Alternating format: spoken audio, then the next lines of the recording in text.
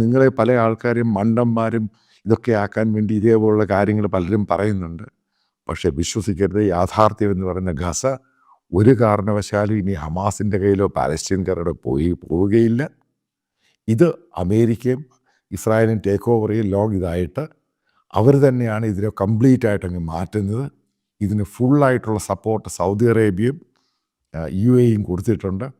അതോടുകൂടി ഈ സംഭവം നടക്കും. ലോകത്ത് ഏത് രാജ്യം വിചാരിച്ചാലും അതിന് ഒരു പുല്ലും ചെയ്യാൻ പറ്റില്ല. ആ തീരുമാനത്തോടു കൂടി മുന്നോട്ട് പോകും. കാരണം ഒന്നാമത് മിലിറ്ററി പവറുണ്ട് രണ്ട് രാജ്യത്തിൻ്റെയും കയ്യിൽ, പിന്നെ പണവുമുണ്ട്. അതായത് മിലിറ്ററി പവറുണ്ട്, പണവുമുണ്ട്. അവരാണ് ഈ ലോകത്തെ കൺട്രോൾ ചെയ്യുന്നത്. മറ്റുള്ള ഒരൊറ്റ രാജ്യങ്ങൾ അതിനെപ്പറ്റി ഒരക്ഷരം മിണ്ടാൻ പറ്റില്ല. അല്ലെങ്കിൽ നിങ്ങൾ ആലോചിച്ച് നോക്കുക, ഗസയിൽ ഇത്രയും ബോംബ് ചെയ്തു. ആൾക്കാർ സ്റ്റേറ്റ്മെൻറ്റ് ഓരോ രാജ്യങ്ങൾ കൊടുക്കുന്നേ ഉള്ളൂ.